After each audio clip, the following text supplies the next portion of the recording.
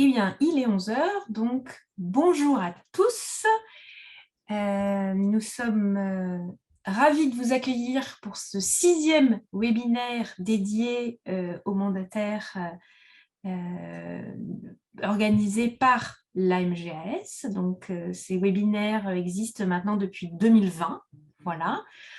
Dans cette 6e édition, nous allons donc parler du sens du travail de MJPM et des limites du mandat. Donc, ce sera une intervention par Christophe Mieusement, donc, qui est psychologue clinicien et qui travaille au quotidien avec les mandataires.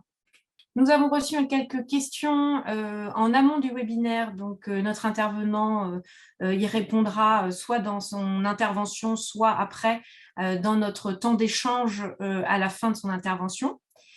Les intervenants, donc, je vais vous les présenter rapidement. Donc, Christophe Mieusement, donc, qui est psychologue clinicien, qui se présentera par lui-même tout à l'heure. Laurent Azoulay, qui est directeur général de la MGAS. Catherine Gaucher, directrice marketing et communication. Denis Paturle, qui est donc responsable du développement auprès des MJPM. Voilà, donc je vais laisser la main à Laurent, qui vient de nous rejoindre. Oui, bonjour. Bonjour à tout le monde. Et, merci pour la technique. C'est la phrase qu'il faut surtout dire, puisque c'est de l'organisation derrière, c'est de la technicité. Et puis surtout, sur les aspects fonds, il y a pas mal de sujets à voir. Je voulais juste un petit peu, effectivement, par rapport… Et puis merci aussi aux intervenants, puisque là aussi, il y a de la préparation importante du côté de M. Mieusement. Moi, je voulais juste faire un petit préambule, en fait, sur un peu les missions aujourd'hui du mandataire judiciaire qui ont évolué depuis 2007, depuis son remplacement un petit peu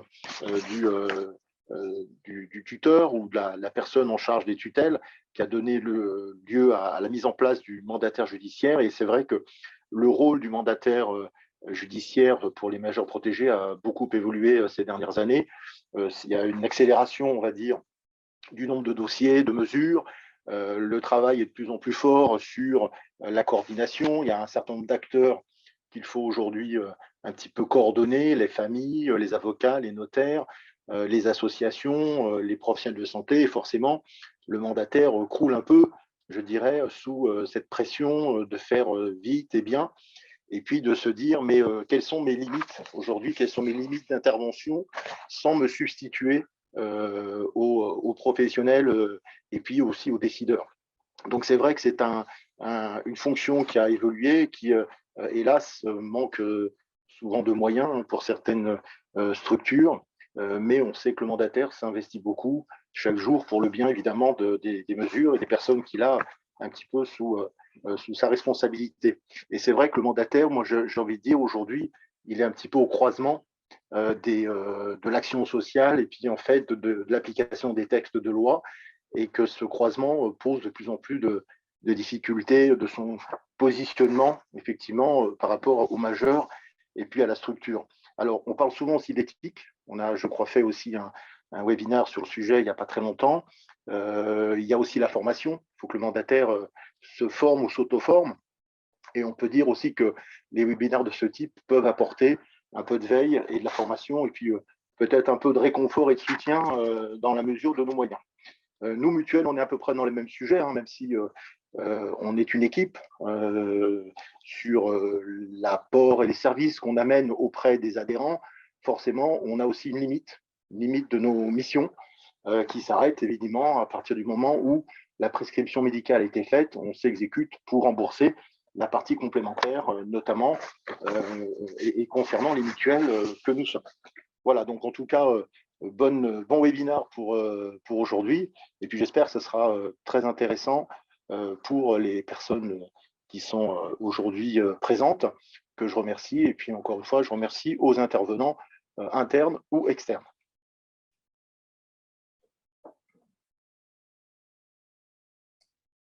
Je laisse la parole. Oui, bonjour à tous. Bonjour à tous. Donc, je prends la parole juste une petite minute et puis après, vous verrez tout mon visage.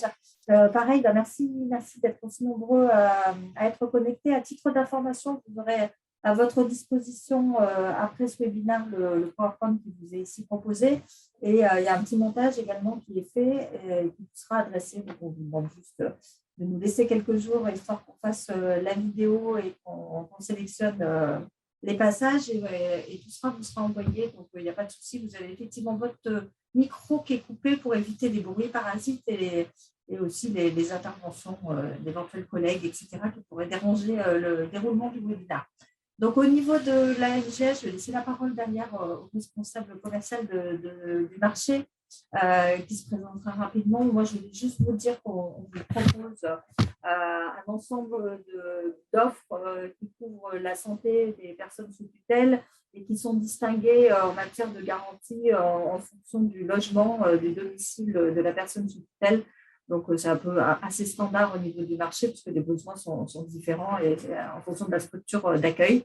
Donc, on a pour cela trois grandes familles de produits. On fait évoluer chaque année les garanties pour être en phase avec les besoins des personnes sous tutelle. Donc, on vous invite chaque année, si vous le souhaitez, à nous faire part de vos souhaits d'évolution. Tout ça nous sert de manière à ce que nos produits suivent l'évolution sociétale de cette cible pour parler un peu marketing.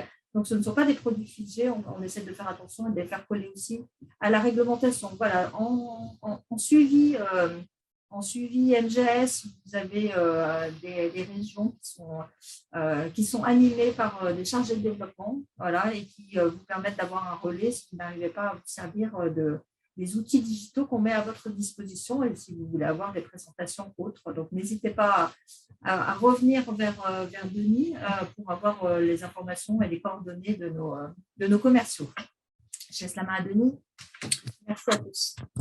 Merci Catherine. Donc Denis Paturle, bonjour à tous et particulièrement aussi à ceux que je connais puisque j'ai intégré la MGS le 10 janvier 2022 pour prendre en charge le marché des MJPM et ayant auparavant exercé pendant 5 années au sein d'associations tutélaires, entre autres AT du monde de l'UNAPEI et UDAF de l'UNAF.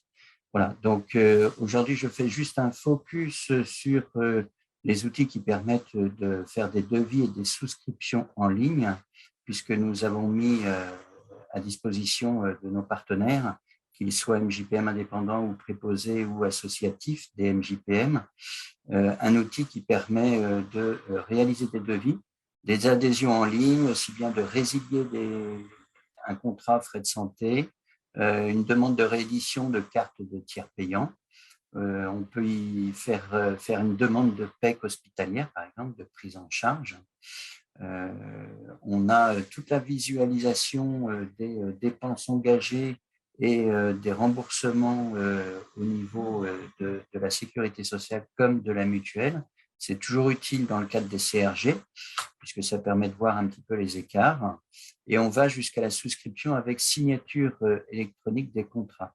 Donc, tout est orchestré pour que ça soit simple et surtout répondant à votre problématique qui est comment rester efficace, simple, sans se perdre dans les mails et dans la documentation en règle générale.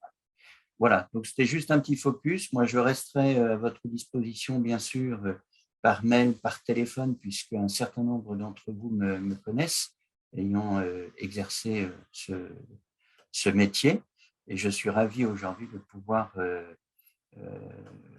travailler sur ce webinaire et les prochains, dont le prochain qui aura lieu certainement en septembre, voilà, qui sera sous un autre format, à la fois couplé d'un webinaire et d'un présentiel. Bon webinaire à tous et Christophe, je te laisse la main. Oui, alors Christophe, c'est à vous d'intervenir. Ouais. Je vais le sommaire et vous savez, n'hésitez pas à me dire quand la slide, vous changez. Il faut passer, d'accord. Voilà, merci. Merci à vous. Donc effectivement, on est extrêmement nombreux, hein, puisque là, au compteur, on est à 349 connecter donc des personnes qui me disaient qu'en plus ils seraient connectés à plusieurs, donc je pense qu'il y a beaucoup plus de monde, hein. Alors du coup c'est un succès sûrement par rapport à moi, hein, tout le monde m'adore, mais donc je pense que ça doit être lié à ça, non je plaisante. Je pense que la thématique, voilà, c'est une thématique qui est très, très actuelle et c'est pour ça que voilà, le nombre d'inscrits est quand même très, très important. Je voudrais quand même commencer par des remerciements, donc la MGAS qui m'a sollicité et que je remercie pour animer ce webinaire. Denis, évidemment, Denis Paturle, avec qui j'ai travaillé à l'époque sur des groupes d'analyse de la pratique, hein, où voilà, on ferraillait dur sur justement ces questions de sens, de limites, voilà, comment exercer ce métier qui est très, très compliqué. Et puis Aurélie qui a tout organisé, et comme il a été dit tout à l'heure, c'est une organisation qui demande, j'imagine, beaucoup, beaucoup de travail. Alors, sûrement qu'il y a des personnes qui me connaissent parmi les gens connectés, mais je vais me présenter pour les autres. D'abord parce que j'adore parler de moi, évidemment, comme tous les psys, et aussi parce que ça donne aussi des indications sur comment je pratique mon métier auprès des mandataires actuellement. Donc en fait, moi, j'ai travaillé dans le secteur médico-social, dans différentes associations, jusqu'en 2009, où en fait, en 2009, j'étais dans le secteur du VIH, je m'occupais d'adolescents séropositifs. Et en 2009, en fait, ce secteur VIH a connu quand même des soucis de financement. Et il a fallu que je trouve un nouveau travail, tout simplement, hein, puisque l'association ne pouvait pas me garder. Et j'ai vu passer une annonce de l'UDAF du Val-de-Marne qui indiquait chercher un psychologue clinicien pour les services. Donc, parmi les services, il y avait les MJPM, mais il y avait aussi les AGBF. Et puis, il y avait les MASP, les MAGE, les ASLL, etc. Et en fait, je me souviens assez précisément en fait, de l'entretien d'embauche où en fait, la directrice m'a dit « Est-ce que vous connaissez les mesures de curatelle et de tutelle ?» J'ai dit « Bien évidemment ». Et en fait, non, pas du tout. Enfin, je veux dire, j'étais loin de m'imaginer le secteur que ça représentait, les missions que ça pouvait représenter. J'ai dit « Oui, oui », parce qu'il fallait bien que j'arrive à convaincre et à obtenir ce poste. Mais effectivement, ça en dit long, en fait, tout ça en dit long aussi sur un professionnel qui était dans le médico-social depuis assez longtemps. Le secteur tutélaire, ben, il ne savait pas trop ce que c'était. En tout cas, moi, je ne savais pas ce que c'était. Et donc, j'ai été embauché dans ce service, dans cette UDAF. Et pour décrire mes missions, ce qui explique un peu comment je pratique aujourd'hui, en fait, mes missions, c'était d'animer des groupes d'analyse de la pratique, d'animer des formations, mais surtout, en fait, d'être une fonction support pour aider les mandataires quand ils avaient des questions ou quand ils avaient des situations complexes. Donc, en fait, l'idée, c'était, ils me sollicitaient, on faisait un point en interne entre le mandataire en charge de la mesure, le chef de service et le psychologue. L'idée était de déterminer quelle était la problématique, quel était le problème dans cette mesure, et puis des pistes de résolution. Et parce que ça tient à ma personnalité aussi, il était hors de question que je reste dans mon bureau à attendre de voir si mes conseils ou mes préconisations fonctionnent. Je prenais la voiture avec le mandataire et je me rendais chez le major protégé, dans les familles, dans les institutions, sur place à l'UDAF, et j'essayais de participer de ma place de psychologue finalement à l'exercice du mandat de protection, ce qui m'a donné pendant 9 ans quand même l'accès à la pratique du mandataire, mais surtout à sa pratique. Voilà, je suis plutôt quelqu'un de la pratique plutôt qu'un théoricien. Donc voilà, aujourd'hui, c'est ce que je vais vous proposer aussi, c'est de prendre les choses du côté de votre pratique et surtout pas de vous donner de la théorie ou des conseils sur ce que vous devez faire et comment le faire, mais plutôt essayer de vous donner des outils pour interroger votre pratique professionnelle, lui redonner du sens et peut-être aussi, à partir du moment où vous avez un sens qui est plus clair, peut-être de mieux vous situer dans vos limites. Donc, j'ai fait de 2009 à 2018 ce travail à l'UDAF du Val-de-Marne. Et depuis 2018, en fait, j'offre mes services en termes de formation, en termes de groupe d'analyse de la pratique, en termes de conseils. Voilà, j'ai ouvert un petit organisme de formation, voilà, spécialement dédié au secteur tutélaire où je propose formation, analyse de la pratique, conseils, des choses comme ça. Donc, juste un petit cadrage avant de commencer à passer les diapositives. Je ne suis pas juriste. Donc, je ne vous citerai aucun article de loi, j'en suis bien incapable.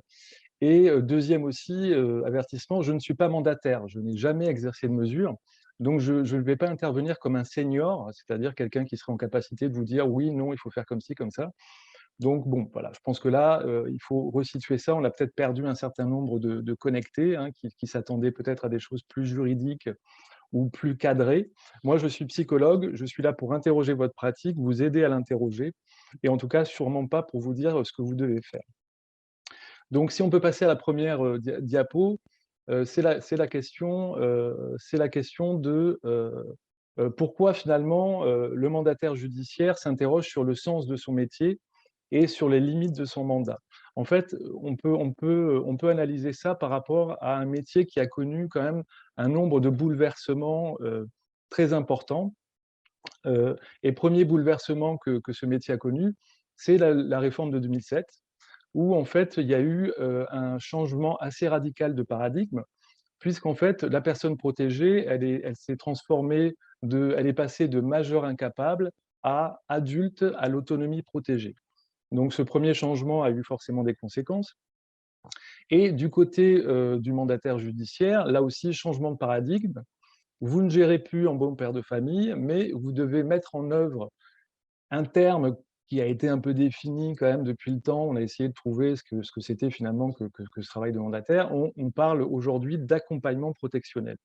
Donc, dans cet accompagnement protectionnel, il faut effectivement faire respecter les droits de la personne et le protéger, mais aussi promouvoir son autonomie et recueillir sa volonté. Donc forcément, ce changement de loi a logiquement modifié le périmètre d'intervention du mandataire et le sens de ses missions.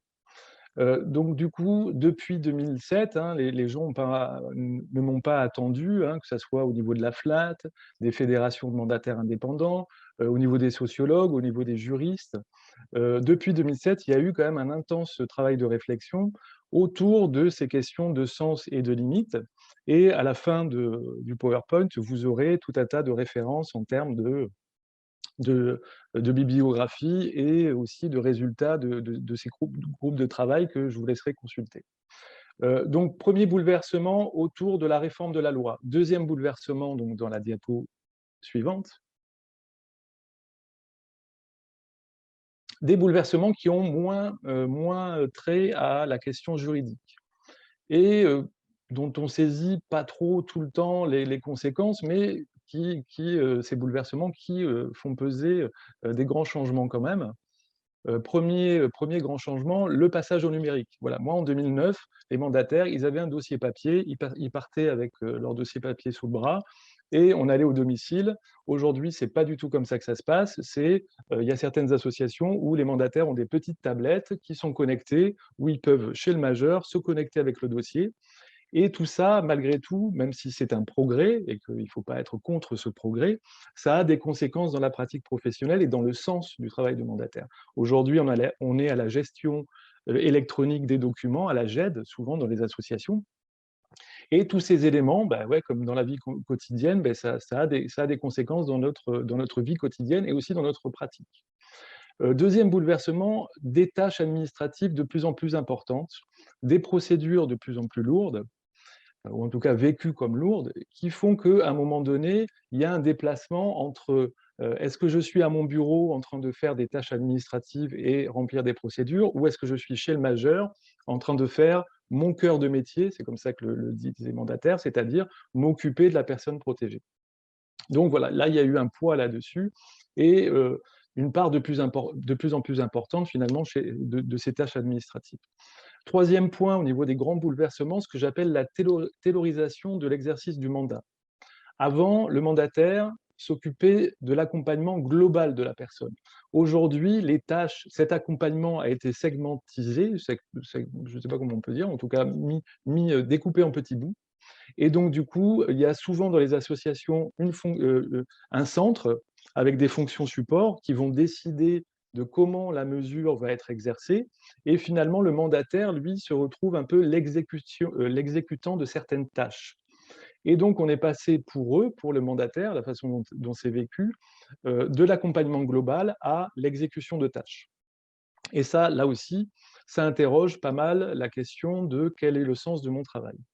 Autre élément qui est actuel encore aujourd'hui, c'est les conséquences de la crise sanitaire. Pour moi, la crise sanitaire est venue accélérer finalement le changement dans les pratiques.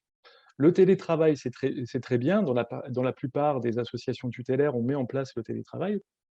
Sauf qu'on oublie que le télétravail, c'est autant du travail à distance que de la distance mise dans le travail.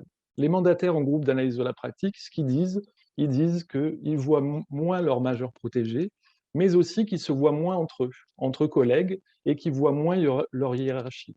Et donc, du coup, cet effet de télétravail a aussi des conséquences. Donc, toutes les conséquences, que ce soit la réforme ou que ce soit ces autres bouleversements, c'est venu quand même interroger un socle important dans le travail des mandataires, c'est-à-dire le travail avec l'humain. Souvent, la motivation des mandataires, hein, au-delà des 4 500 € qu'ils touchent par mois, plus les primes, bien évidemment. Donc, blague à part, voilà. On n'est pas du côté d'une motivation financière, on est du côté de l'humain. Voilà. Le mandataire, comme tous les travailleurs sociaux, veut travailler avec l'humain. C'est ça qui l'anime. Et toutes ces modifications, bouleversements, ça vient remettre en question ça. Donc, on a quand même quelque chose qui est de l'ordre de la perte du sens, avec la contrainte d'abandonner certaines valeurs. On est dans la confusion des rôles, c'est-à-dire qui fait quoi, comment j'organise mon travail, comment je l'articule avec les partenaires, avec la famille, etc. Et puis, du coup, la conséquence de ça, c'est une forte usure professionnelle. Et je ne sais pas comment vous le vivez de l'autre côté de l'ordinateur, mais actuellement, le secteur tutélaire connaît quand même un turnover très important, avec un nombre de démissions assez conséquentes et des difficultés à recruter des nouveaux professionnels, justement parce que c'est un métier qui a du mal à trouver du sens et des limites. Alors, pourquoi c'est un métier difficile ?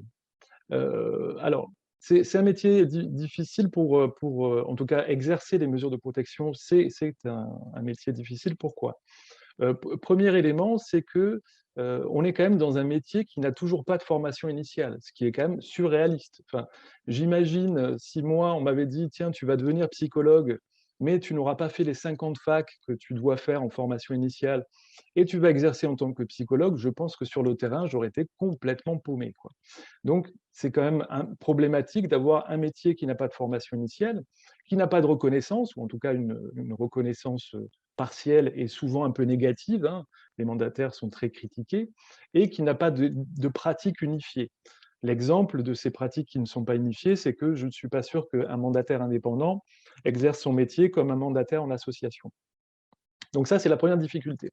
Deuxième difficulté, c'est faire tenir ensemble des exigences contradictoires. Alors, il y en a tout un tas, je vous en ai mis qu'une, c'est comment arriver à faire tenir ensemble le fait d'accompagner une personne. Accompagner, c'est cheminer avec, et pour cheminer avec quelqu'un, il faut obtenir son adhésion. Voilà. Pour pouvoir l'accompagner, il faut que la personne soit d'accord, avec une autre exigence qui est celle de le protéger. Alors, d'habitude, ils sont d'accord, mais quand ils ne sont pas d'accord, on se passe de leur consentement et on se retrouve avec un grand écart qui est d'un côté, je dois accompagner, et de l'autre, je dois protéger, même si la personne n'est pas d'accord.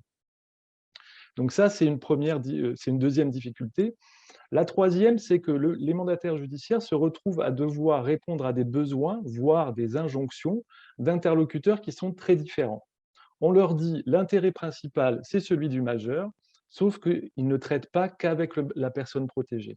Le mandataire traite avec la personne protégée, bien évidemment, mais avec sa famille, qui peut-être a mis la personne sous mesure de protection parce qu'elle avait des problèmes d'addiction, parce qu'elle avait des problèmes d'alcool, parce qu'elle faisait n'importe quoi avec son argent. Donc forcément, les besoins ou la volonté du majeur ne sont pas les mêmes besoins que celui de sa famille. De l'autre côté, on a les partenaires qui, eux, sollicitent le MJPM en demandant aussi, et parfois même en exigeant certaines choses. On a le juge, on a la hiérarchie, enfin, on a tout un tas comme ça d'interlocuteurs qui ont des injonctions contradictoires. Et même si l'intérêt qui prime, c'est celle du majeur protégé, parfois, voilà, en fonction de comment on est ce jour-là, comment on est luné, quel est l'interlocuteur, des fois, c'est difficile de ne pas donner la primauté à son chef, au juge, à la famille. Voilà, c'est excessivement compliqué. Dernière difficulté, et pas des moindres, c'est quand même de devoir trouver Alors, c'est juste dans la diapo d'avant, mais c'est pas grave, c'est juste la dernière, c'est le syndrome de la baguette magique. Voilà, souvent, les mandataires judiciaires en groupe d'analyse de la pratique disent « j'ai pas de baguette magique, j'ai pas de baguette magique ». D'où ça vient cette histoire de baguette magique, hein. C'est tout simplement parce que le mandataire, sous prétexte qu'il y a un mandat de protection, il doit trouver une solution à une situation d'une personne, à sa situation, donc à cette personne pour laquelle les autres interlocuteurs sociaux, médico-sociaux, eux, n'ont pas trouvé de solution. Et eux, n'ayant pas trouvé de solution, ils se tournent vers le mandataire en disant « vous, vous avez le mandat, à vous de trouver la solution ». Et ben, tout simplement, des fois, ce n'est pas possible, quoi. Et effectivement, les mandataires judiciaires, en groupe d'analyse de la pratique, ont raison de dire « je n'ai pas de baguette magique et je suis sous pression ». Donc voilà, maintenant, on peut passer à la diapo suivante, Aurélie. Donc, pour essayer de trouver du sens et des limites, ou en tout cas au moins du sens, on peut essayer voilà, de trouver des outils qui vont permettre peut-être de réinterroger la pratique. Voilà, ce qui m'intéresse, ce n'est pas, une fois de plus, de vous dire, en tant que psychologue, vous devez faire votre métier comme ci, comme ça. L'idée, c'est, en tant que psychologue, de vous amener à réfléchir sur votre pratique, à voir comment vous prenez vos décisions, comment vous faites les choses. Le travail de mandataire, de mon point de vue, c'est un travail du faire. Alors, ce n'est pas péjoratif. Faire, ça veut dire prendre des décisions, ça veut dire prendre son téléphone, ça veut dire mettre en place des choses, ça veut dire faire des renouvellements de droits, ça veut dire faire des tâches, encore des tâches, tout le temps des tâches. Madame X sort d'hospitalisation, on est jeudi, elle sort le vendredi, charge au mandataire de trouver une ambulance, de remettre en place le portage de repas, des aides à domicile, un passage infirmier. Donc je fais. Et finalement, en groupe d'analyse de la pratique, on se retrouve avec des professionnels qui disent « j'ai fait plein de trucs » et à la fin, je ne sais plus si j'avais raison de les faire, si toutes ces tâches, elles sont utiles, si elles sont dans le mandat, si c'est mon travail de le faire ou de ne pas le faire. Donc, on se retrouve avec un métier où il y a beaucoup de tâches, avec une grosse charge de travail, et le souci, c'est que faire, et il y a deux dimensions, c'est le faire et le sens, ce n'est pas toujours très compatible. C'est difficile d'être dans le faire et d'être dans le sens en même temps. Pour vous donner un exemple, si un jour on se balade en voiture, que vous êtes en train de conduire, que je suis votre passager, et que pendant que vous êtes en train de conduire, je vous demande pourquoi là tu n'as pas regardé dans le rétroviseur, pourquoi tu n'as pas rétrogradé, pourquoi tu n'as pas mis le clignotant, c'est-à-dire si je vous interroge sur le sens de votre façon de conduire, au moment où vous êtes en train de conduire, je pense que je vais vous paumer et qu'on risque très certainement de finir dans un arbre. Donc, il faut faire les choses. Voilà, il faut poser des actes professionnels et en essayant de le faire au mieux possible par rapport à toutes les dimensions qui sont en jeu dans votre travail. Une fois qu'on l'a posé, il faut être à peu près sûr de pourquoi on l'a posé et on l'interroge après, dans des groupes d'analyse de la pratique. Et souvent, les mandataires disent « oui, pourquoi on m'oblige à faire des groupes d'analyse de la pratique ?» C'est justement pour ça qu'on vous oblige à faire des groupes parce que souvent, c'est obligatoire, la présence. On vous y oblige parce que tout simplement, quand vous avez fait des choses, on peut toujours interroger, non pas remettre en question, mais interroger sur le pourquoi vous avez pris cette décision et posé cet acte. Donc, on va essayer là, maintenant, voilà, la petite expérience que je vous demande de faire avec moi, c'est quand il y a un processus de décision, quelles sont les différentes dimensions à l'œuvre. Donc là, on va essayer de les voir. Alors, souvent, moi, je suis assez pratico-pratique. Je ne vais pas dans des conceptions et dans du vocabulaire trop compliqué. On prend la situation voilà, la sœur d'un major protégé vous téléphone, vous dit que son frère est en crise psychiatrique, vous devez intervenir. D'ailleurs, il y a une mesure de protection. S'il y a une mesure de protection, c'est à vous de le faire. Les voisins vous interpellent, vous disent ben voilà, ce monsieur est en crise psychiatrique, il tape dans les murs à coups de marteau la nuit, il nous réveille. Et donc, du coup, il va falloir qu'à un moment donné, vous puissiez prendre une décision par rapport à cette situation.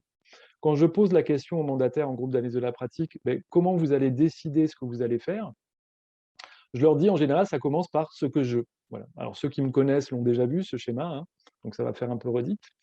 Et quand je leur dis, voilà, ce que je quoi, donc il faut répondre à cette dame, qu'est-ce que vous leur répondez? Et souvent, les mandataires me disent, c'est en fonction de ce que je dois faire. Donc, première dimension qui est en jeu, celle que je mets en général en haut, c'est ce que je dois ou ce que je ne dois pas faire. Ici, on est du côté des devoirs. Vous êtes un métier qui est très cadré juridiquement, avec des bonnes pratiques que vous devez mettre en place, avec des notions éthiques et surtout avec de la loi. vous devez faire des choses ou vous ne devez pas faire de choses.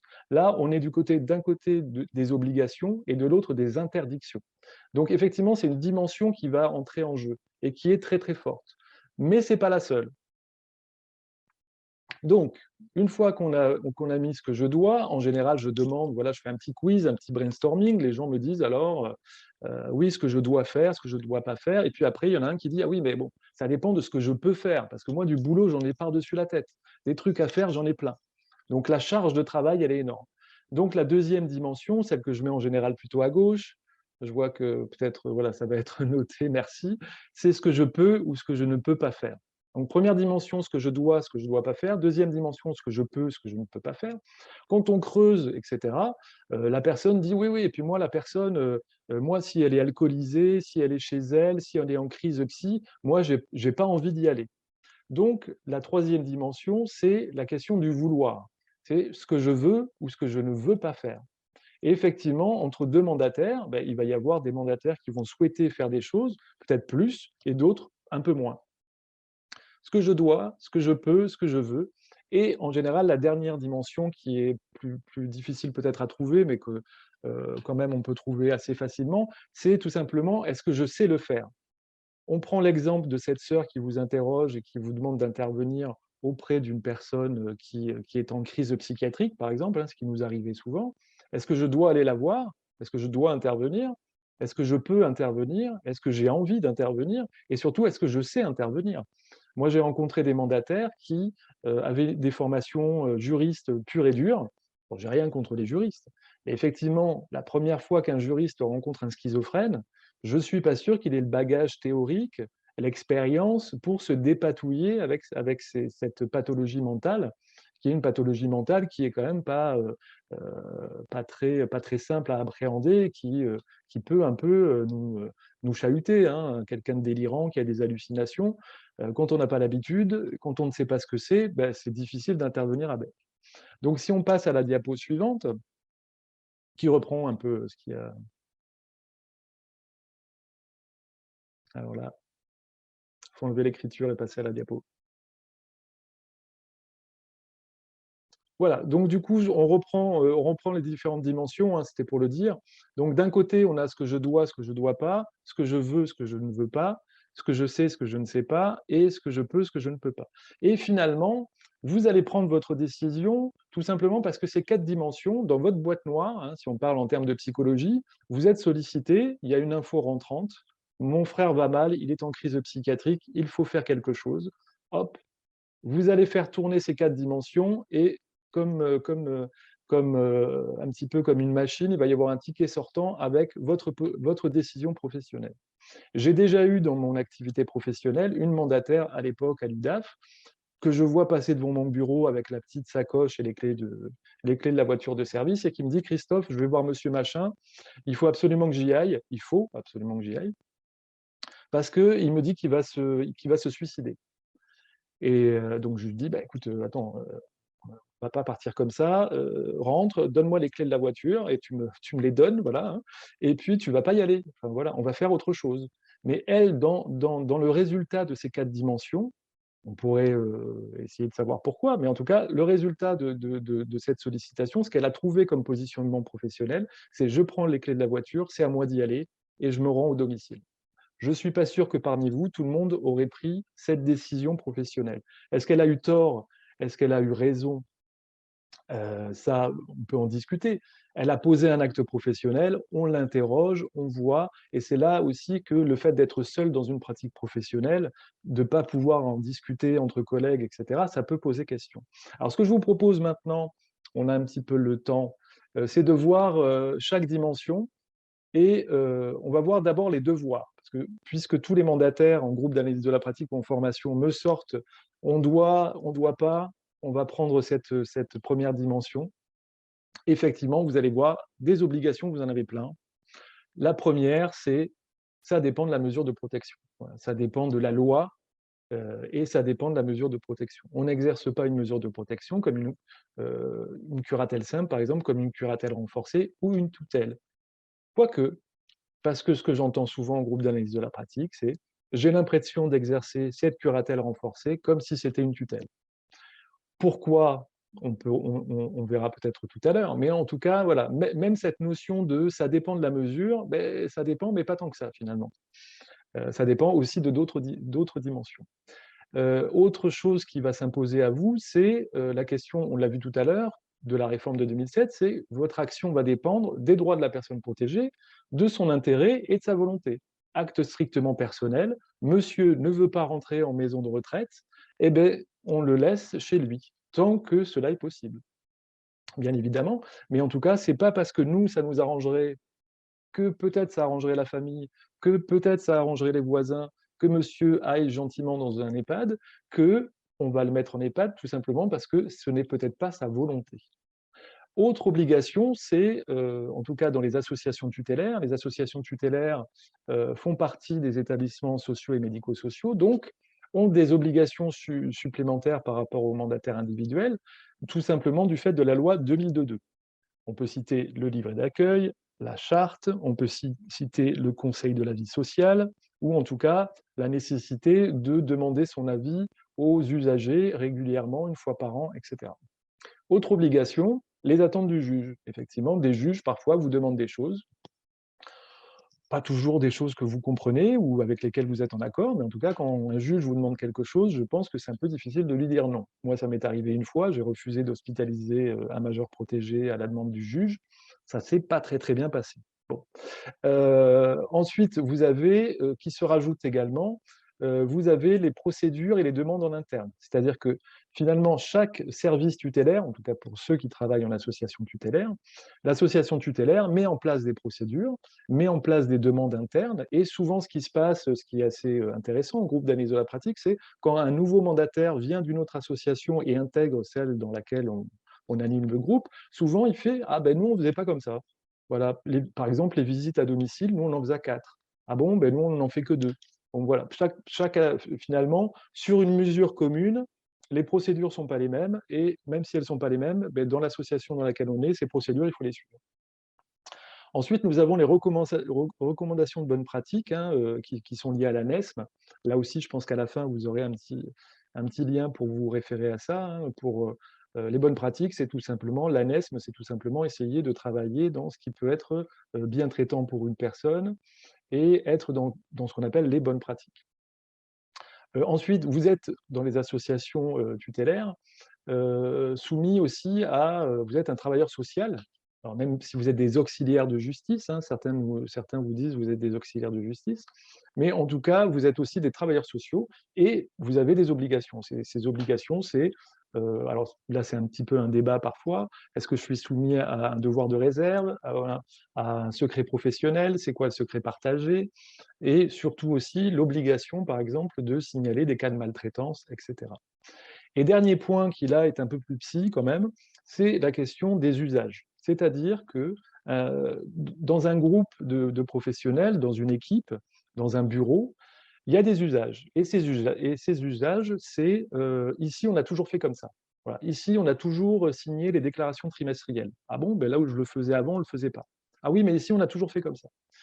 Les usages, c'est quelque chose qui s'impose comme si c'était des obligations, alors que c'est juste un usage. Et autour de ça se pose la question de la pression de conformité. C'est-à-dire que si moi j'intègre votre équipe et que vous me dites ici on a toujours fait comme ça, est-ce que je vais avoir suffisamment de tempérament pour vous dire ben, vous faites comme ça, mais moi je vais faire différemment? Ou est-ce que parce que j'ai envie d'être intégré correctement dans votre équipe, ben, je vais me conformer, être dans la conformité, c'est-à-dire ben, je vais faire comme tout le monde.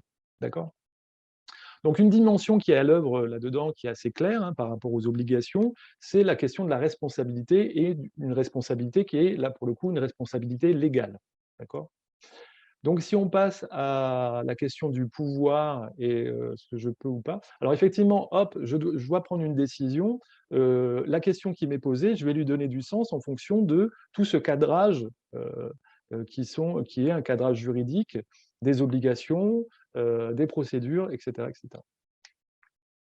Donc, deuxième dimension, c'est souvent considéré comme la charge de travail. Souvent, les mandataires parlent « j'ai une énorme charge de travail ». Et la photo qui accompagne ça le montre bien. Je pense que la dame ne va pas très très bien. Je pense qu'il faut lui donner un Doliprane. puisque là, apparemment, elle se prend la tête, pas à deux mains, mais en tout cas, ça n'a pas l'air d'aller très, très bien. Effectivement, souvent, on parle de charge mentale ou de charge de travail, et qui est liée à plusieurs choses. Première chose, je vais pouvoir faire des choses ou je ne vais pas pouvoir les faire en fonction du nombre de mesures. Est-ce que j'ai beaucoup de mesures ou pas? Et est-ce que ces situations, elles sont complexes ou pas? Souvent, dans les associations tutélaires, quand il y a des services établissements, on considère que dans les services établissements, les personnes sont en partie prises en charge et que du coup, le mandataire a moins de travail. Donc, il va avoir plus de mesures par rapport aux services domicile, c'est-à-dire des personnes qui sont au domicile. Et deux mesures, même au domicile, ne se valent pas. C'est-à-dire que un cas psychiatrique très complexe, une situation d'addiction, une personne qui est à domicile mais qu'il faut placer en institution, ben forcément, ce n'est pas la même complexité qu'une mesure qui roule, comme on dit. Donc, la charge de travail.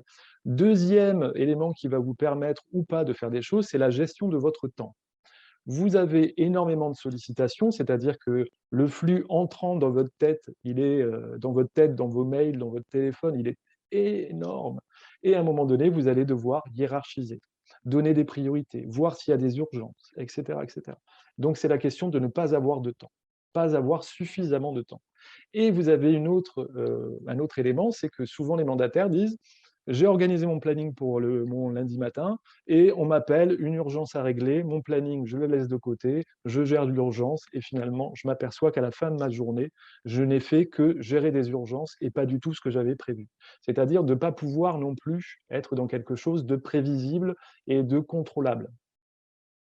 Autre élément, tout simplement aussi, je ne peux plus faire comme avant. Voilà. On me dit que mon travail change, on me rajoute des procédures. J'exerçais mon métier d'une certaine façon, je ne peux plus le faire comme avant. Autre élément en termes de limite de je peux pas, c'est les moyens du protégé, les moyens de la personne protégée. Deux moyens. Le premier, c'est financier. Souvent, les mandataires disent j'aimerais bien faire plein de choses, mais monsieur n'a pas d'argent. Donc, comment réussir à avancer sur son dossier quand on n'a pas d'argent? Forcément, c'est un peu compliqué. Et deuxième possibilité du côté du majeur, c'est tout simplement ses capacités. C'est-à-dire qu'on est dans le cas d'une mesure de protection qui est nommée, ou en tout cas qui est décidée sur fond d'altération des fonctions supérieures. Plus la personne va avoir des altérations, moins vous allez pouvoir faire. En tout cas pouvoir faire avec elle. Donc là aussi, ça crée des limites. Et puis, dernier élément, les conditions de travail. Donc les conditions de travail, c'est l'équipement informatique, un logiciel qui fonctionne, pas trop de coupures Internet.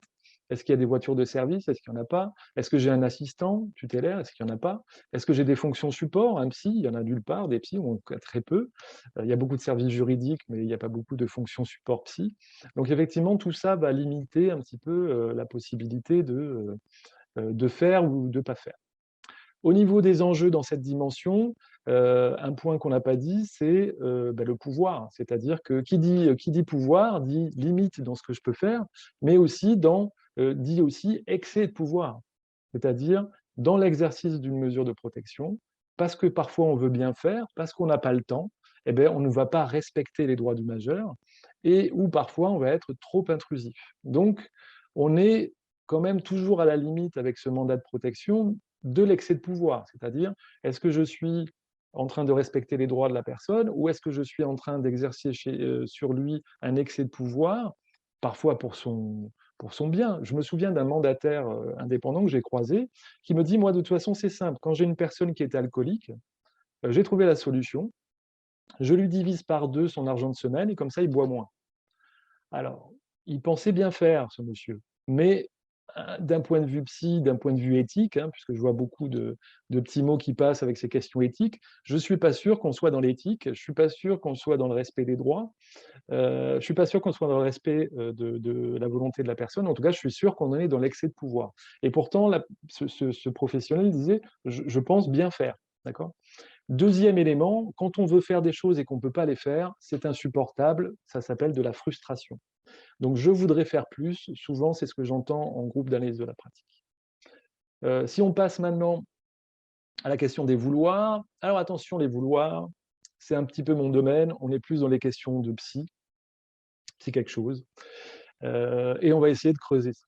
Alors, ce que vous voulez ou pas, c'est un petit peu la fonction la manière dont vous occupez votre fonction. Moi, j'ai des amis psy des collègues psy qui me disent que jamais ils auraient pu faire mon travail à l'UDAF du Val-de-Marne, d'aller voir des personnes en crise psychiatrique, des personnes diogènes, des personnes avec des cafards. Voilà, c'est pas du tout ce ils n'auraient pas eu envie d'exercer ce travail. Moi, j'ai eu envie de le faire, et honnêtement, j'y ai pris beaucoup de plaisir, et je continue d'ailleurs finalement à travailler dans le secteur tutélaire. Donc, c'est mon style, ma gestion des émotions, mes envies, tout ce qui va être ma gestion du stress. Donc, on dit souvent que les majeurs sont tous différents. Je tiens à vous rappeler que vous aussi, vous êtes tous différents. C'est-à-dire qu'en fonction de tel ou tel mandataire, je n'aurai très certainement pas le même exercice de la mesure de protection, même s'il y a un cadrage commun au niveau juridique. Donc, c'est la part de liberté et de créativité. Vous êtes très attaché à votre liberté et à votre créativité. Vous êtes un peu, j'ai l'habitude de dire que vous êtes un peu dans le secteur médico-social, vous êtes un peu les punks du médico-social, c'est-à-dire vous n'aimez pas trop qu'on vous dise comment faire, quoi faire, etc. Alors vous êtes en demande beaucoup de sécurité, de soutien, mais en même temps vous êtes très attaché à votre liberté, à votre créativité. Et c'est normal. Les motivations intimes du mandataire. Pourquoi exercez-vous ce travail de mandataire? Voilà. Alors souvent, quand je pose la question en groupe d'analyse de la pratique, les gens me disent moi, ce que je veux, c'est aider l'autre. Alors, aider l'autre, c'est un petit peu une notion qui est un peu touchy, un peu délicate, parce que des fois, aider l'autre, c'est parfois le sauver. Voilà. C'est parfois le materner. D'accord?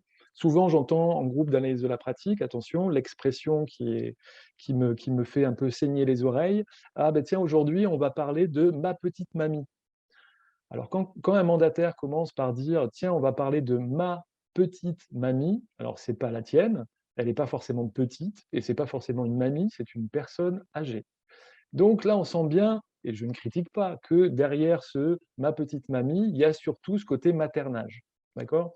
Donc d'un côté, on peut avoir l'envie de sauver l'autre, le materner, et de l'autre, on a moi quand même, je suis là pour l'éduquer. Ah bon? Oui, oui, parce que en fait, comme je gère son budget, en gérant son argent, j'arrive à l'éduquer, à lui faire comprendre des choses, parce qu'il ne les a pas comprises en fait, ces choses.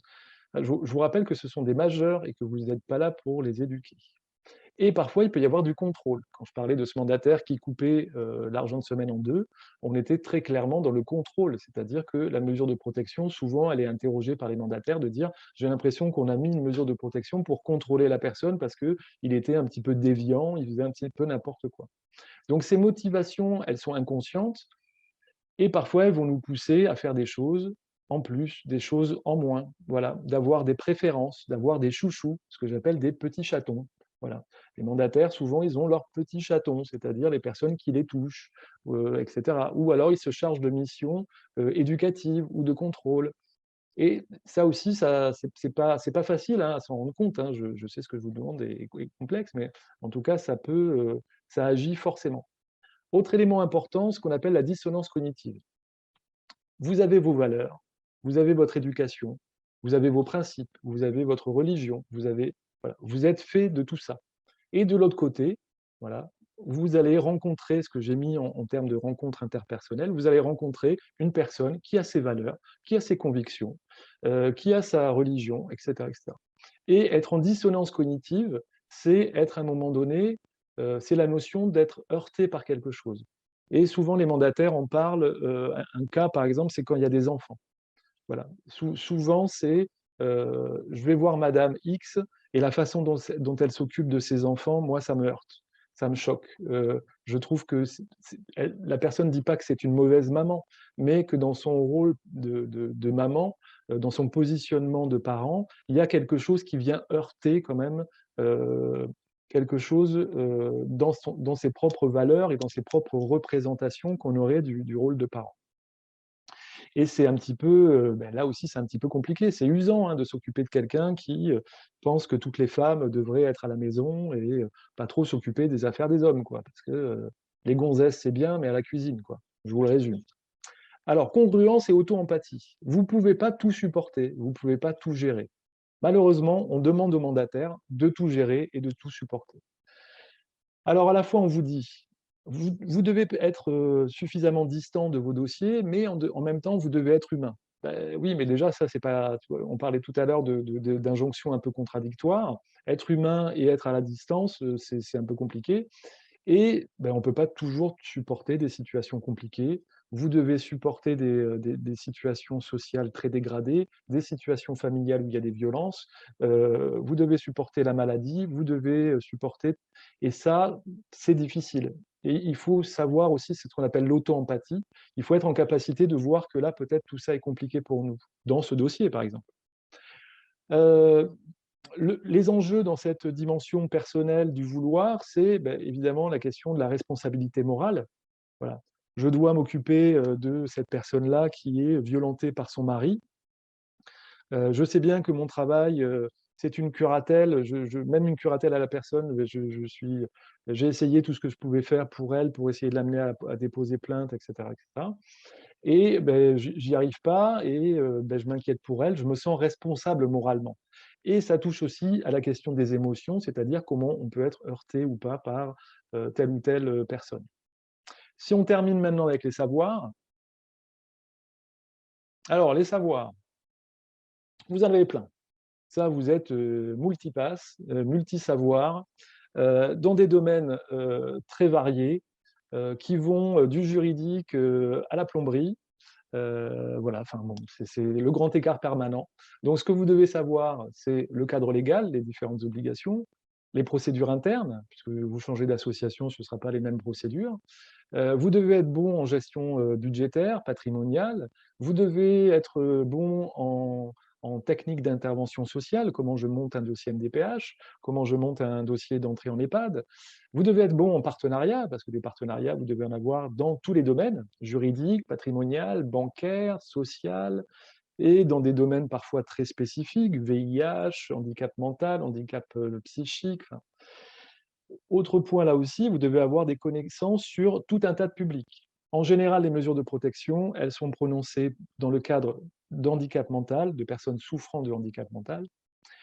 Elle est prononcée dans le cadre de handicap psychique et dans le cadre de vieillissement et pathologie du vieillissement.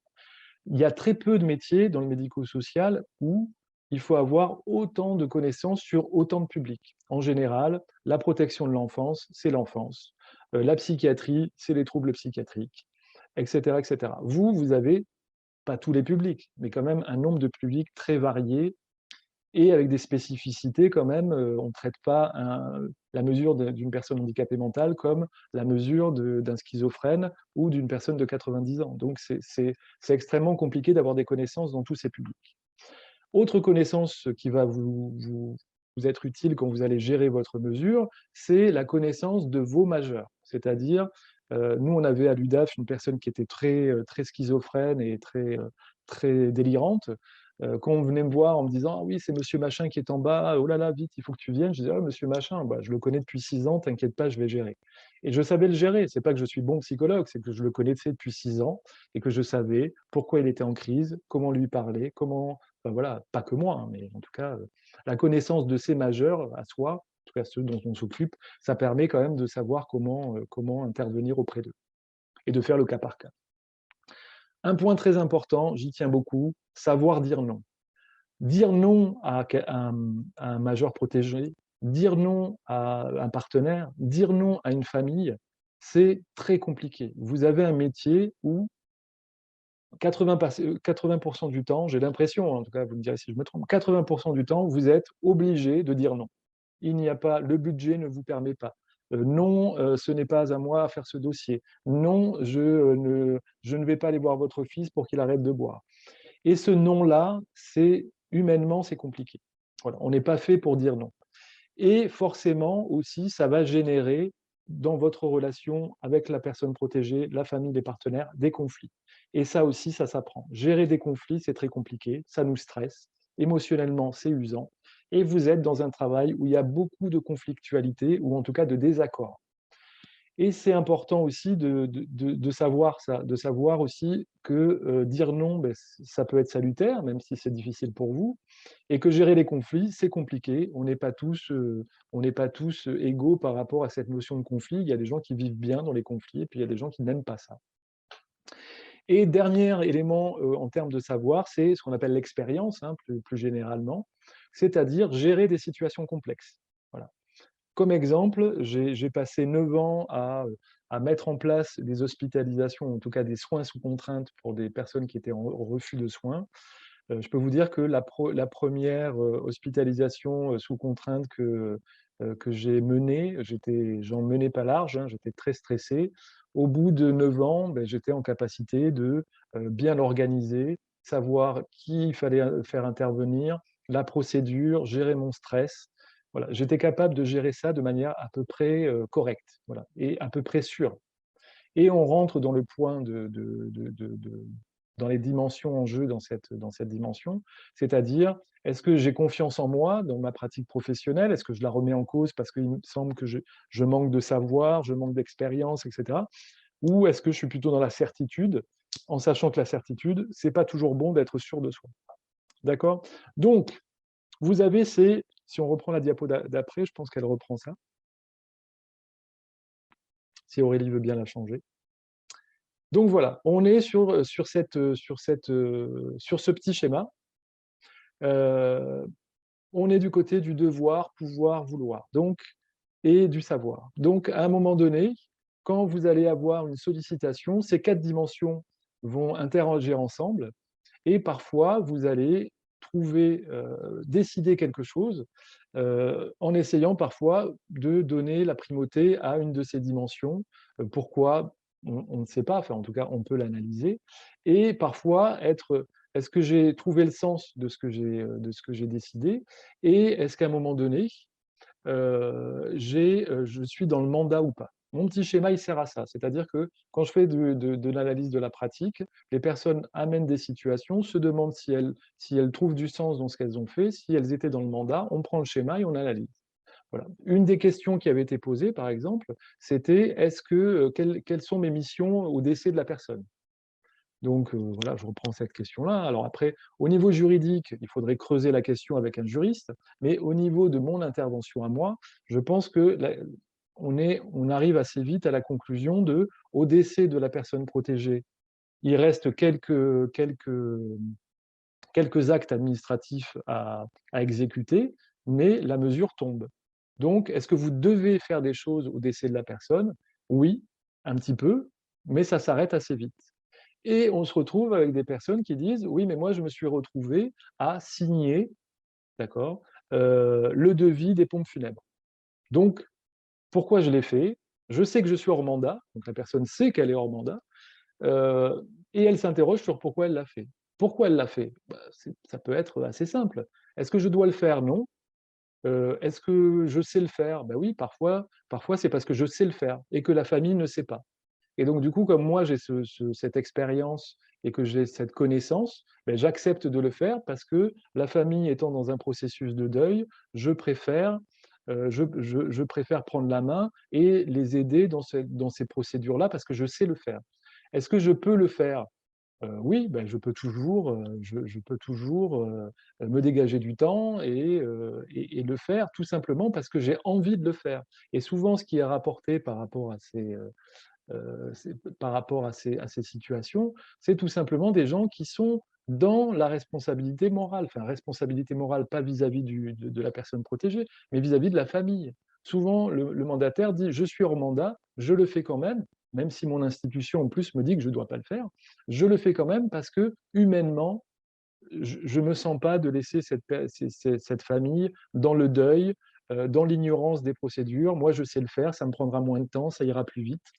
Et donc, vous voyez bien là quand même que dans la question du sens et dans la question des limites du mandat, la question du cadrage juridique du mandat, de savoir curatelle, tutelle, euh, des obligations, etc., ça prend une part importante, mais ça ne se limite pas à ça.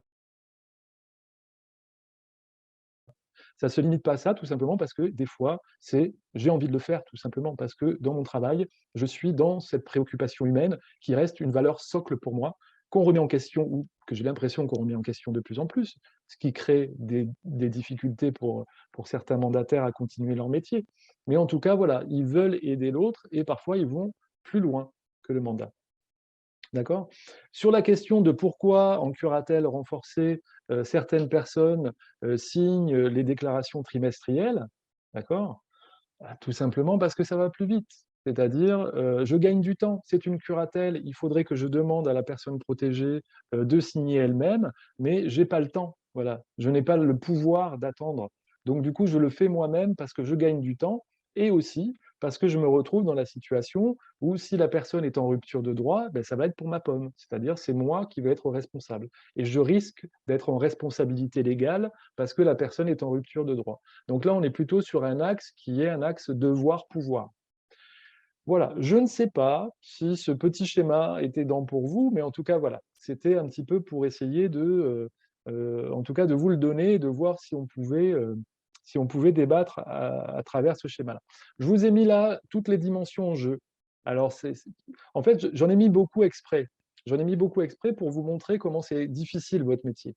D'accord? Souvent, moi, en groupe d'analyse de la pratique, je dis vous vous occupez des majors protégés, moi, mon travail, c'est de m'occuper de vous. Voilà, c'est chacun son boulot. Je pense que les mandataires ont besoin de temps en temps qu'on s'occupe d'eux à travers des formations, à travers des groupes d'analyse de la pratique, tout simplement parce que toutes ces dimensions, elles sont au travail. La charge mentale, c'est pas que la charge de travail, vous voyez. Il ne faut pas confondre les deux. Souvent, les personnes disent j'ai une grosse charge mentale par rapport à mon travail de MJPM. La charge mentale, c'est tout ça. C'est pas que la charge de travail. D'accord? Donc, je vous ai mis du côté du devoir la question de la responsabilité légale, mais aussi en lien avec les émotions, la question de la responsabilité morale. Ça crée des axes. Vous voyez, l'axe devoir-émotion, on est du côté de la responsabilité légale, du côté des devoirs, et de la responsabilité morale, du côté des émotions. Du côté des émotions, c'est la gestion des frustrations avec le pouvoir. J'aimerais faire beaucoup plus, mais je ne peux pas. Donc, je dois gérer ma frustration. Du côté des émotions avec les savoirs, on est du côté du manque de confiance en soi. Souvent, les mandataires manquent de confiance. Voilà. Souvent, s'interrogent beaucoup, remettent en question leur pratique. Il y a des difficultés pour être suffisamment sur une assise suffisamment solide pour avoir des certitudes. Et puis, avoir trop de certitudes, ben, là aussi, c'est un peu compliqué et ce n'est pas toujours très bon. Ensuite, du côté de l'axe savoir-pouvoir, c'est tout simplement aussi parfois connaître ses limites, hein, c'est-à-dire les abus de pouvoir, enfin abus de pouvoir, je ne dis pas que vous êtes dans l'abus de pouvoir, je dis que parfois vous êtes trop intrusif, ou vous allez trop loin, ou d'accord. Et il peut y avoir du côté du pouvoir et du devoir une ultra-protection, un côté un peu autoritaire, un côté d'accord. Donc en fait, toutes ces dimensions, elles sont à l'œuvre dans votre travail et ça crée une usure professionnelle, ce qu'on appelle les stress professionnels, donc, que j'ai mis aussi dans la diapo suivante pour vous les faire repérer. Dans la vie professionnelle, on peut être soumis à 4 types de stress professionnels. Ces 4 types de stress professionnels, le mandataire, vous avez beaucoup de chance, vous les avez tous. Comme ça, c'est carton plein. Le premier, c'est le stress décisionnel. D'accord ? Vous devez décider des choses en fonction du mandat. Et ce mandat fait peser sur vous ce qu'on appelle une responsabilité légale et ça crée un stress. C'est-à-dire, à chaque fois que je prends une décision, est-ce que je prends la bonne décision? Est-ce que je ne vais pas louper quelque chose? Est-ce qu'on ne va pas venir me le reprocher, que ce soit la personne protégée elle-même, la famille, les partenaires, mon chef, le juge? Donc ce stress décisionnel, déjà dans la vie, décider tout un tas de choses, ça peut être fatigant, mais toute la journée, voilà, vous êtes soumis à ce stress de dire je dois décider, parfois je dois décider tout seul et je vais faire des conneries. Deuxième stress qui est du côté des émotions, le stress empathique. Voilà. Je m'occupe de personnes, j'ai envie d'être dans l'humain, j'ai envie de les protéger, parfois j'ai envie de les sauver, parfois j'ai envie de les materner, voilà. Et puis parfois ce que la personne fait, ça vient me heurter dans mes convictions, dans mes valeurs. Donc l'empathie, c'est votre outil de travail, c'est-à-dire vous avez des logiciels, vous avez des procédures, mais un des outils principaux du mandataire judiciaire, c'est son empathie, la capacité de se mettre à la place de l'autre dans sa souffrance, dans ses difficultés, dans ses altérations. Et forcément, tout ça, d'abord, ça ne s'apprend pas, l'empathie, et puis ça s'use. Voilà. Au bout d'un moment, on va être plus à distance, et il y a certains mandataires qui me disent, moi, comme je suis à un moment donné trop fatigué par ce travail, j'ai mis à distance les personnes et j'ai l'impression de les traiter plus comme si c'était finalement des dossiers et une perte d'empathie. Du côté du je peux et de la charge de travail, c'est le stress organisationnel. Est-ce que je vais arriver à faire tout ce que j'ai à faire? Est-ce que je vais arriver à remplir toutes les procédures? Est-ce que je vais arriver à faire toutes les visites que j'ai à faire? Il faut que je m'organise, il faut que je réponde à telle injonction. Donc l'organisation, elle est tout le temps à l'œuvre chez vous, et ce stress organisationnel, il s'exerce. Et le dernier, d'accord, qui est en bas et qu'on voit un petit peu moins, c'est ce qu'on appelle le stress relationnel. Ça touche uniquement, ce stress relationnel, à ce que je vous ai dit tout à l'heure sur la capacité à dire non. Je dois dire non à la personne protégée. En tout cas, ce n'est pas moi qui le dis, hein. Une fois de plus, je le redis comme ça parce que ça peut être vécu comme ça. Le budget ne permet pas au major protégé d'avoir cet argent-là. Ben, c'est quand même moi qui lui dis non. Et après, ben, il va falloir que je fasse avec lui qui me dit que c'est pas normal, avec un partenaire qui me dit mais pourquoi vous ne lui avez pas donné cet argent alors que c'est son argent quand même, la voisine qui vous appelle en disant mais moi le monsieur il vient me voir, il me dit qu'il n'a plus rien à manger, c'est de votre responsabilité quand même, c'est incroyable. Donc tout un tas de situations où ce non va un petit peu exercer un stress sur vous, et des relations dans lesquelles il va y avoir des divergences, des désaccords, voire des conflits, quelque chose qui va se mettre en opposition et qui va être difficile à gérer. Voilà, vous avez ces 4 stress, donc comme ça au moins vous êtes au clair par rapport à ce métier, hein, donc à vous de voir ce que vous voulez en faire. Donc si on passe à la diapo, je crois que c'était… alors, voilà, donner du sens, pour moi, hein, alors voilà, je parle d'un point de vue psy. Le sens du mandat de protection, c'est éviter que la personne protégée, parce qu'elle est vulnérable, elle soit obligée de réintégrer ou de garder une place d'enfant. C'est un peu l'enjeu, en tout cas. Je ne sais pas si c'est le sens, mais c'est l'enjeu. Parce qu'à un moment donné, oui, ce sont des adultes, oui, vous avez ça en tête, le juge a ça en tête, la famille a ça en tête, mais la mesure de protection vient faire un différentiel. C'est-à-dire que vous n'êtes pas dans un rapport égalitaire. Vous avez le mandat de protection de votre côté, vous avez toute votre tête, vous avez accès à votre argent, etc., etc. La personne, elle est vulnérable, elle est porteur de handicap, elle n'a plus de liberté dans son accès à l'argent. Donc il y a un différentiel qui fait que dans ce différentiel-là, on rentre dans quelque chose qui est fatalement, on dit structurellement, infantile. Vous n'êtes pas, c'est pas vous qui les obligez à revenir dans une position infantile, mais la structure de la mesure de protection, c'est pas de sa faute non plus, c'est fait comme ça, va créer une autorité, et cette autorité va remettre possiblement le majeur dans une position d'enfant, qui va dire puisque c'est ça, hop, c'est plus mon problème, c'est le vôtre, et vous mettre dans une position de parent. Voilà, ça c'est analyse transactionnelle, hein, pour ceux qui connaissent.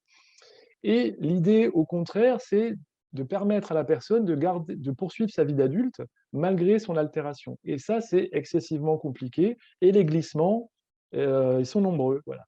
J'enlève de l'argent à une personne parce qu'elle boit. Je ne sais pas si on est tout à fait dans quelque chose qui est d'adulte à adulte. Vous voyez. Est-ce qu'on pourrait passer à la dernière? Je pense que ce sera la dernière. Je vous ai remis des choses que vous connaissez, mais je les mets quand même. Le sens et les limites. La mesure, elle est individualisée. On ne traite pas tous les gens de la même manière. D'accord ? On ne va pas donner… j'ai entendu parler d'établissements où, en fait, les professionnels de l'établissement disaient « Oui, mais vous comprenez, ici c'est compliqué parce que quand vous donnez 60 € à une personne protégée et que l'autre résident en a 40, ça crée des problèmes.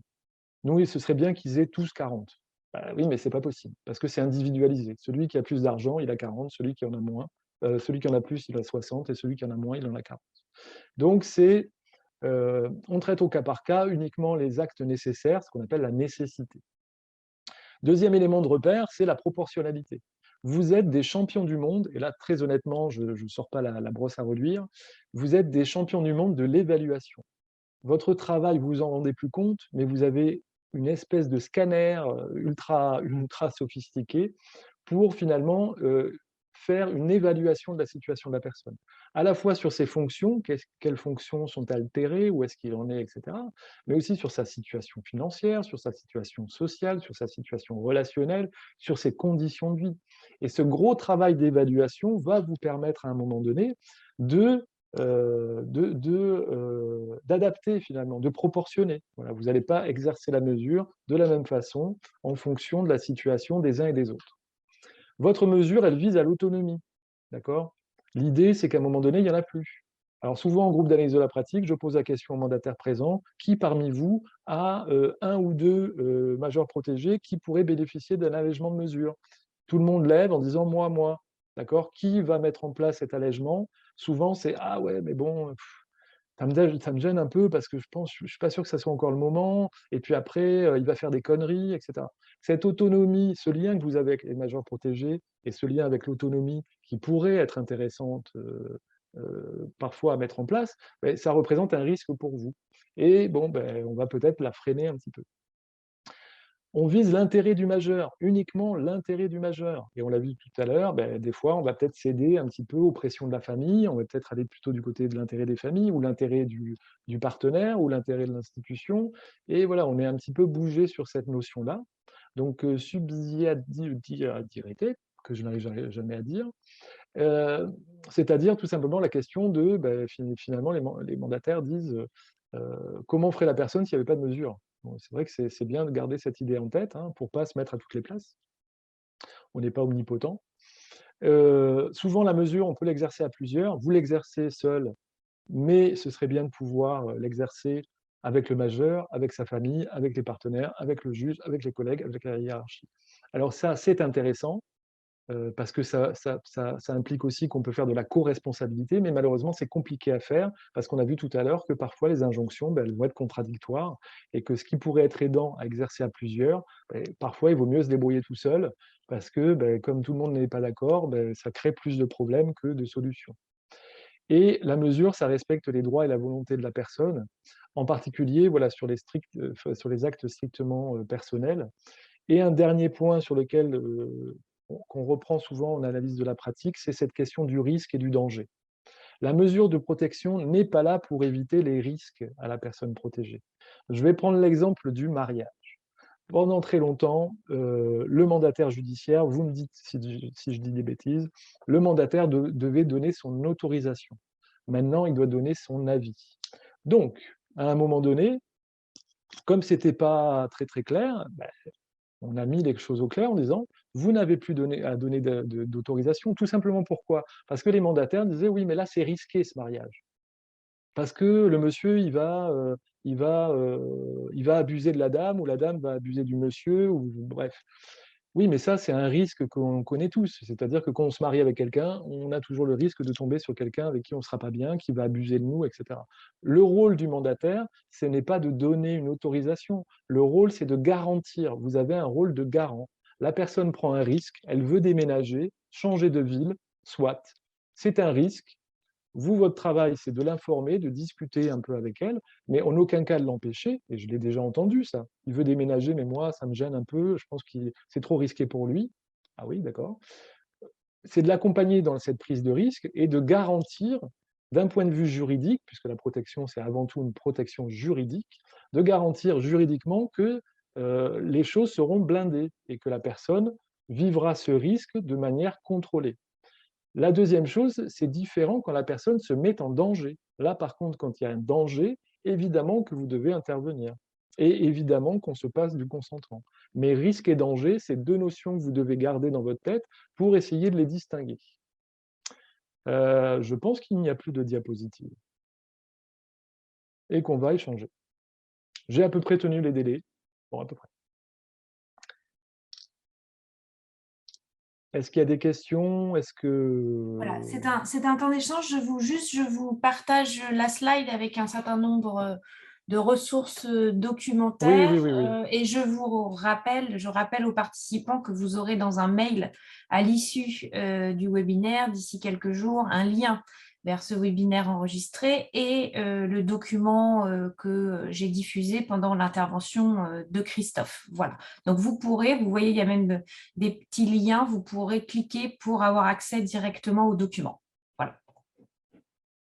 Alors, du coup, en attendant les premières questions, peut-être juste sur la question de la FNAT qui a sorti effectivement un ouvrage sur l'éthique. Hein. Moi, je m'en sers beaucoup, tout simplement parce que, bon, après, la partie éthique et déontologie, il faut être intéressé par la thématique, mais euh, là où c'est intéressant, c'est qu'il y a des vignettes. Voilà, il y a des petites vignettes avec des cas concrets où finalement le groupe de réflexion s'est penché sur finalement dans telle situation qui est très compliquée, qu'est-ce qu'on peut répondre pour être à la fois dans l'éthique, dans la loi, mais aussi dans un positionnement professionnel, dans l'intérêt du majeur, etc. Donc je trouve que c'est un ouvrage de ce côté-là qui est intéressant. Alors, Christophe, on a eu beaucoup de débats pendant que vous interveniez. Oui, alors j'essayais de pas lire en même temps parce que du coup, Voilà. c'est ça, c'est parce que du coup, j'étais en train de les lire en même temps que je Donc, parlais, et puis ça me coupait ah ma non, réflexion. Donc, beaucoup de remarques, beaucoup de compléments et d'ajouts et de désaccords aussi sur le rôle du mandataire, des désaccords qui d'ailleurs se retrouvent dans les discussions toujours sur l'émission, hein, qui est toujours en cours d'ailleurs. Voilà, donc c'était intéressant avec des points de vue très tranchés parfois, mais voilà. Donc il y avait débat. Je vous propose, si vous le souhaitez, d'intégrer des questions, parce que du coup, il y a beaucoup de remarques, mais il n'y a pas de questions. Est-ce que vous avez des questions que vous souhaitez partager et auxquelles Christophe pourrait répondre? silence. Peut-être que vous avez répondu à tout d'un coup et qu'il n'y a pas de questions. Peut-être que les gens ont faim. Peut-être que les gens ont faim. 12h17. Alors, j'ai juste dans le module de questions-réponses une question de quelqu'un qui est en master, droit et Ouais. ingénierie du patrimoine, et c'était par rapport au début, votre intervention sur le fait qu'il n'y avait pas forcément tout dans la formation initiale, je pense. Ouais. Et du coup, elle s'interroge sur comment appréhender les cas complexes que vous avez décrits, par exemple les moments de crise. Comment est-ce qu'elle va l'acquérir? Est-ce que ça sera par la pratique, par la formation continue, comment ça se passe?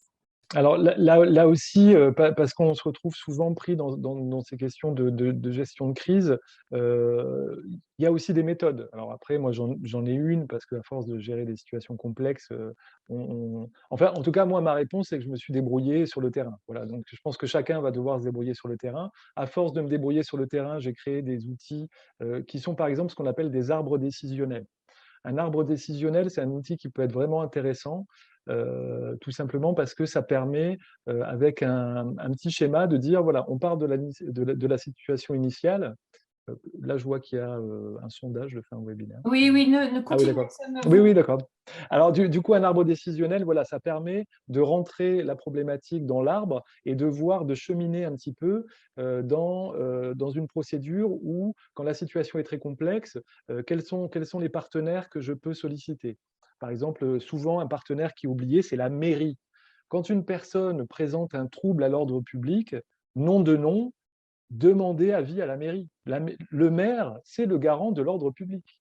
Donc, un de vos majeurs protégés crée un trouble à l'ordre public. Si ce n'est pas le cas, très bien. Mais si c'est le cas et qu'il occasionne un trouble à l'ordre public, le maire, il est directement responsable. En tout cas, on peut le questionner là-dessus.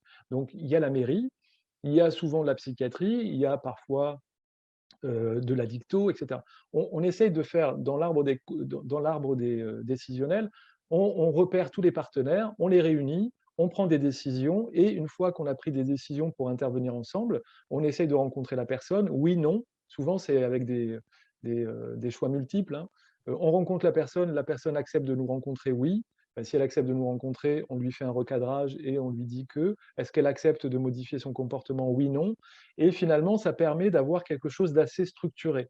Parce qu'une situation de crise, ça crée du stress, ça crée des pressions, et surtout, ça crée un délitement du partenariat. C'est-à-dire que la mairie va vous dire que c'est à vous de le faire, La police va venir chercher le mandataire en disant bah, c'est à vous de le faire quand même. Les partenaires vont vous dire bah, c'est à vous de le faire quand même. Et donc, du coup, chacun va se dégager de la situation. Et celui qui va se retrouver au centre, bah, c'est le mandataire qui va devoir se débrouiller tout seul. Et ce que je conseille, moi, c'est de réunir toutes ces personnes, de les mettre autour d'une table et de dire, bah, vous, la police, vous avez un rôle là-dedans, le bailleur, bah, peut-être que vous avez un rôle là-dedans, la mairie, vous avez un rôle là-dedans, et de remettre chacun aussi dans ses responsabilités. Parce que comme je le disais tout à l'heure, parce qu'il y a une mesure de protection, les autres partenaires qui souvent n'ont pas réussi à solutionner le problème se disent, voilà, moi j'ai fait mon travail, j'ai demandé une mesure de protection, elle a été prononcée, c'est plus à moi à gérer le problème.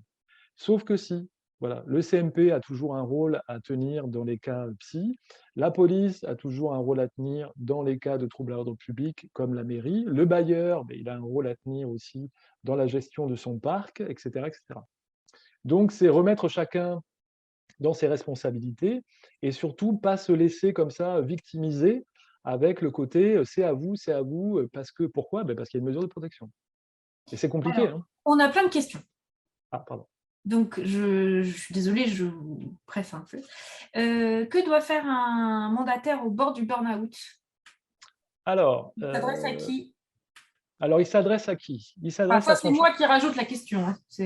La question, c'est que doit faire un mandataire au proche du...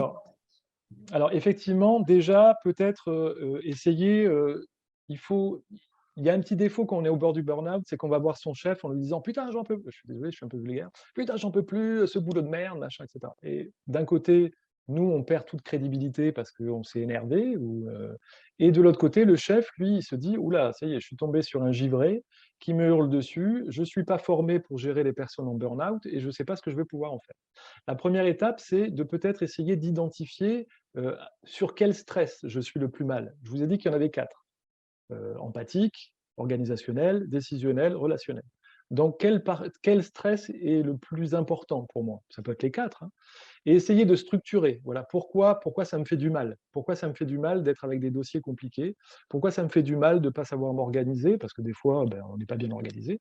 Donc, d'essayer de faire une petite analyse de ça pour pouvoir aller voir son responsable et lui dire, là, je suis au bord de la rupture. Deuxième chose, il y a le médecin du travail, plus ou moins efficace, mais qui est quand même un référent. Troisième élément, il y a à peu près dans chaque département ce qu'on appelle une consultation souffrance au travail. Ça se passe dans un hôpital. Et quand c'est voilà, si vous allez, je sais pas moi, si vous allez à Lille, par exemple, je suis sûr qu'à Lille, il doit y avoir un centre hospitalier qui a une consultation souffrance au travail. Vous prenez rendez-vous, vous allez avoir affaire à une équipe pluridisciplinaire où vous aurez un psy du travail, où vous aurez un nutritionniste, où vous aurez tout un tas de professionnels qui vont vous aider et ça se passe en dehors de l'association, voilà, pour ceux qui ne veulent pas que ça se sache ou en tout cas le garder. Il y a beaucoup de tabous autour de cette notion de souffrance au travail ou d'épuisement. Je ne dis pas que c'est le cas de tous les mandataires, mais effectivement, souvent, le monde du travail, ben, on ne peut pas le dire qu'on n'est pas bien au travail. C'est mal vu, il y a un tabou. Au travail, il faut être efficace, il faut assurer, il faut dépoter, et on n'a pas le droit d'être mal. Donc bon, il faut essayer de crever un peu l'abcès en interne quand c'est possible. Et sinon, en externe, c'est médecine du travail et consultation hospitalière. Alors, hospitalière, ça ne veut pas dire grave, hein, mais en tout cas, il y a des consultations souffrance au travail qu'on peut trouver sur Internet. Alors, une indépendante nous demande, puisqu'elle n'a pas accès à l'analyse de la pratique comme en institution, qu'est-ce que vous lui conseillez pour avoir une sorte d'équivalent? Après, les groupes d'analyse de la pratique, alors ce que je n'ai pas précisé, c'est que j'en ai déjà mené aussi avec des mandataires indépendants. Alors, ce n'est pas pour dire moi. Hein. C'est juste qu'à un moment donné, vous contactez un psy qui est un petit peu qui voit à peu près ce que c'est que votre travail, ça peut aider quand même. Vous contactez un psy, vous vous mettez à 3-4, ça fait un groupe d'analyse de la pratique. J'ai mené des groupes d'analyse de la pratique où il y avait 4 participants qui étaient 4 MJPM indépendants. On a fait ça pendant 1 an, on a vu des thèmes, on a réfléchi, etc. Après, ça s'est arrêté. Voilà, mais c'est tout à fait possible. Et c'est aussi tout à fait possible de pouvoir le faire indépendamment. C'est-à-dire seul, on peut aussi demander de l'aide à un psy pour... Moi, en tant que psy, j'ai une supervision. Enfin, vous voyez ce que je veux dire. Parce qu'à un moment donné, un psychanalyste, il va voir un autre psy pour faire une supervision. C'est une supervision individuelle. Donc c'est possible. Alors, j'ai beaucoup de questions. Il faut que moi-même, je ne m'y perde pas. Selon votre expérience, avez-vous un retour à faire sur la gestion des obligations de moyens et des obligations de résultats au sein des associations tutélaires? Alors, obligation de moyens, uniquement au niveau des associations tutélaires? Oui. Ça, j'essaie de comprendre. Dans la question, oui, c'est au niveau des associations tutélaires. Les obligations de résultat, je pense qu'on est directement connecté aux obligations légales, hein, c'est-à-dire les interdictions, les obligations, etc. Et effectivement, on peut sur cette partie-là, très clairement, être sur des obligations de résultat. C'est-à-dire qu'à un moment donné, il y a, parce qu'il y a de la juridication, je ne sais pas si on dit ça comme ça, mais enfin, Initiation. Merci. J'ai du mal avec certains mots. Effectivement, de plus en plus, on peut trouver des mandataires qui sont mis en responsabilité par des familles, en disant: «Vous deviez, gérer le patrimoine de mon père, de ma mère, vous ne l'avez pas fait, donc du coup, il y a une perte, des pertes financières et je vous mets en responsabilité». Donc sur le domaine patrimonial, sur le domaine, légal, on a des obligations de résultat. Effectivement, on peut être attaqué. Les obligations de moyens, on est plus sur peut-être sur une zone un peu plus grise qui est la question des actes strictement personnels, de la protection, où à un moment donné, une personne qui est par exemple victime de violence, on peut faire un signalement, on peut envoyer la personne déposer plainte, etc. On met en place des moyens. Si ces moyens n'arrivent pas à solutionner la problématique, je ne suis pas sûr que ça soit une obligation de résultat. Est-ce que c'est clair?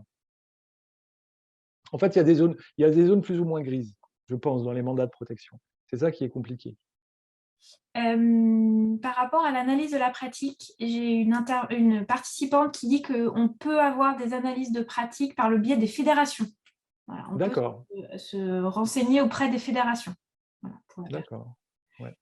Alors, j'espère pouvoir vous dire toutes les questions. Si on en oublie, nous en sommes désolés.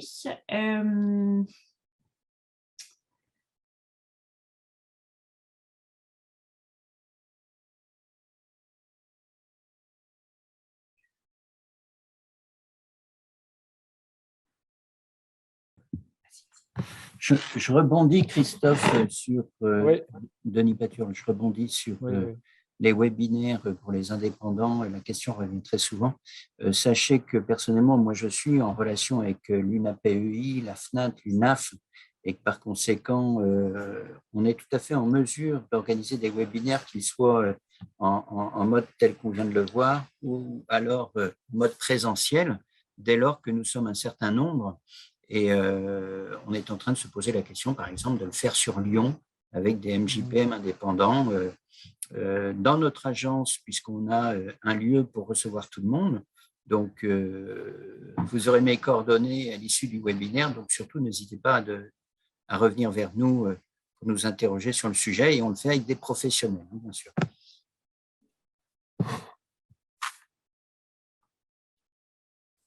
Oui, après, les groupes d'analyse de la pratique aussi, c'est aussi une question qui… Alors, quand tout le monde est motivé, ça se passe très bien, il n'y a pas de souci. Après, parfois, des fois, c'est plus compliqué de parler de soi ou de parler de ces situations compliquées. Enfin, souvent, le frein, il est de ce côté-là. C'est-à-dire, on réunit des gens, déjà, il faut que les gens matchent entre eux, hein, on fait groupe ou pas, on s'entend bien ou pas. Et parfois aussi, ça peut être passé par des formations. C'est-à-dire qu'il y a certaines institutions qui me disent: «Ah tiens, ce serait bien de faire des groupes d'analyse de la pratique». Et des fois, moi je leur dis: «Si on n'a jamais eu, peut-être que c'est bien de faire des petits cycles des cycles de formation». Voilà, moi je propose tout un catalogue, entre guillemets, de catalogue, hein. C'est des formations de base, c'est-à-dire le sens, les limites, la gestion financière, la gestion de l'argent, la gestion de l'agressivité, de la violence, la prévention de l'épuisement professionnel, la gestion des addictions, la gestion des visites à domicile. Enfin, une fois qu'on a fait quand même, 5-6 formations, qu'on a peut-être déjà vues au CNC, hein, mais qui sont toujours bien de discuter, en équipe. Une fois qu'on a fait ces formations, là, on peut commencer à se dire: «Tiens, là, on a un socle commun et on peut peut-être réfléchir ensemble». Je trouve que ce qu'il faut faire exister dans les institutions, me semble-t-il, c'est un espace de parole. C'est un espace de parole pour interroger sa pratique. Le plus logique, c'est de se dire, pour interroger ma pratique, c'est groupe d'analyse de la pratique. Oui, pas toujours, parce que des fois, ça peut être des formations d'une journée de temps en temps. Parfois, c'est pas un groupe d'analyse de la pratique, c'est une régulation d'équipe. C'est-à-dire que la pratique, on est à peu près au clair, mais la façon dont on travaille ensemble en équipe, là, c'est pas clair, on patauge un peu. On fait une régulation d'équipe. C'est-à-dire créer un espace, c'est bien, mais sans avoir d'idée a priori de ce qu'on va mettre dedans. Il faut aussi écouter, je pense, les mandataires en institution et les interroger sur ce dont ils ont besoin. Parfois, ils ont besoin de régulation d'équipe, parfois de groupes d'analyse de la pratique, parfois de formation. Et finalement, l'essentiel, c'est d'avoir un espace où ça se discute, quoi. Alors, il y a des gens qui sont intéressés par votre arbre décisionnel. Voilà. Ah oui, Donc, savoir si vous pouvez le transmettre. bah, oui, après, c'est pas un secret, effectivement, hein. C'est un petit. Après, le point principal, voilà, c'est de réussir à réunir les partenaires et à les remettre dans le bon sens. Parce que quand il y a un gros clash social, médico-social, tout le monde se barre, hein. Enfin, je vais vous le dire clairement, c'est-à-dire personne n'a envie de mettre les mains dans le cambouis, et tout simplement parce qu'il y a un gogo qui est là, qui a une mesure de protection qu'il doit exercer, et que voilà, lui il est là, moi je suis à l'aise. La première étape, c'est de dire voilà, à un médecin, de lui dire ben oui, mais vous êtes vous aussi un petit bout de la solution, le CMP, vous êtes un autre petit bout de la solution, le bailleur social, vous êtes un autre petit bout, et si on y met tous, si on les raccorde tous, c'est-à-dire recoudre un peu des liens qui se sont finalement distendus ou coupés du fait de mesure égale, on est tranquille. Effectivement, c'est des professionnels qui ont beaucoup de travail eux aussi, hein. Alors, j'ai quelqu'un qui a l'exemple d'un majeur protégé qui souffre de troubles de la personnalité, voire un délire persécutoire ancien. Oui. Suite à une décision médicale, ce MP a été placé en établissement AVC. Cette personne demande un retour à domicile et est dans le déni de sa perte d'autonomie. Je pense demander un arbitrage au juge. Qu'en pensez-vous? C'est là où on rentre dans il faut du senior. Il faut du senior dans le sens où, je pense que dans ces questions-là, souvent, nous, on l'étudiait. Alors, je vais vous donner l'exemple, qui était un peu le must pour moi, hein. À l'UDAB du Val-de-Marne, on réunissait le mandataire qui posait la question, le psychologue pour les aspects psy, le référent juridique pour les questions juridiques et le chef de service pour l'institution. Et finalement, personne ne décidait, enfin, personne ne décidait, tout le monde décidait ensemble. C'est-à-dire que dans cette situation qui est très complexe, et on voit bien que ça interroge la personne qui pose la question de savoir si c'est une bonne idée ou pas une bonne idée, dans l'intérêt, la volonté, etc., etc. La deuxième idée, c'est que on est dans une fonction et dans un métier qui est un peu à la frontière entre le social, le juridique, mais aussi le médical. D'accord? Et qu'à un moment donné, si un médecin dit la personne peut rentrer chez elle peut rentrer chez elle. Enfin, je veux dire, c'est quand même le médecin qui est en responsabilité, parce que j'imagine que là, dans ce cas-là, la personne protégée est hospitalisée. Donc, si la personne elle est hospitalisée et que le médecin, parce que c'est arrivé la dernière fois, là, on a eu en groupe d'analyse de la pratique une situation comme ça, où la mandataire disait, bah, finalement, tout le monde, le CMP, le psy hospitalier, a dit, bah, il peut sortir, alors qu'on sait bien qu'il ne va pas bien. Bah oui, mais à partir du moment où le médecin il a dit, il peut sortir, il peut sortir. Enfin, je veux dire, même si nous, on n'est pas d'accord en termes de mandataire judiciaire, à part s'opposer au médecin, ce qui est possible, hein, ça va être très compliqué. Donc là, ce qu'il faut interroger, c'est que dit le médecin par rapport à la capacité, aux altérations de la personne sur l'idée qu'elle puisse vivre en autonomie. Si le médecin dit oui, bah, à un moment donné, ça va être compliqué d'aller à l'encontre d'une décision médicale, quoi. Voilà. Alors, nous arrivons en fin de webinaire. Je sais qu'on Ouais. a d'autres petites questions, mais on ne va pas pouvoir tout aborder. Simplement, est-ce que vous avez un livre ou un document que vous pouvez conseiller concernant les différents stress, justement? Vous nous avez présenté 4 formes de stress. Est-ce que vous avez un livre? Si vous ne l'avez pas de tête, on le rajoutera après peut-être au document ressources. Mais est-ce qu'il y a Ouais. un livre qui pourrait être cité pour approfondir cette question des niveaux de stress? Alors, du coup, je vais faire de l'auto-promo, hein, puisque, en fait, j'ai écrit un livre où l'idée de départ du livre, c'était pas du tout de dire comment un mandataire doit exercer son métier, c'était plus de savoir comment il peut l'exercer tout en essayant de se préserver un petit peu. Parce que c'est un métier difficile, usant, qui peut voilà, être très prenant. Et il y a une partie finalement dans un des chapitres du livre porte sur cette question de la gestion du stress. Voilà. Donc, c'est peut-être aller voir déjà ce chapitre-là, où à la fin, il y a une petite bibliographie sur ces questions de stress. Et il y a notamment, pour ceux qui me connaissent et qui l'ont déjà passé, ce qu'on appelle le test de Maslach. Maslach, en fait, c'est la psychologue aux États-Unis qui a inventé la notion de burn-out. Donc, elle a fait un petit test que je vous ai mis dans le livre, et que vous pouvez passer. C'est-à-dire que vous passez votre test et à la fin, vous vous dites, voilà, où est-ce que j'en suis par rapport aux différentes dimensions du travail et est-ce que c'est cette partie qui est en souffrance ou plutôt celle-là. Donc, le test permet de s'évaluer, de s'auto-évaluer finalement. La théorie que je donne permet de voir un petit peu comment ces différents stress se déploient dans mon travail. Il y a une partie de est-ce qu'il y a quelques pistes de réflexion qui pourraient m'aider? Et puis à la fin, il y a effectivement les interlocuteurs dont je parlais tout à l'heure, médecine du travail, consultation, etc. Donc en fait, c'est déjà un début, quoi. C'est un des chapitres, hein, c'est pas le livre entier là-dessus, mais ça permet, voilà, et comme c'est un peu spécialisé sur les MJPM, voilà, ça peut donner quelques réponses quand même, quoi. Parfait. Eh bien, écoutez, merci beaucoup Christophe. Je Merci à propose vous. à Denis ou à Laurent de conclure ce webinaire. Oui, juste pour me mettre la vidéo, s'il vous plaît. Mais la vidéo de Laurent. Voilà. Merci, comme ça, par correction, même si je mets le masque, comme j'ai beaucoup d'allers-retours de passage dans le bureau, je préfère laisser le masque, mais c'est tout aussi respectueux. Bah, écoutez, merci, hein, évidemment, Christophe, hein, je me permets d'utiliser votre prénom. Je Oui, trouve oui. que effectivement l'intervention était très pertinente, même s'il y a eu quelques remarques de personnes. On peut comprendre le débat démocratique, mais je suis assez interpellé par la teneur de certains propos, mais c'est pas grave. De toute façon, les plus de 500 personnes, entre guillemets, inscrits, avec plus de 360, hein, d'après ce que j'ai vu tout à l'heure en termes de présence, démontrent, j'ai envie de dire, de la pertinence, de l'intérêt.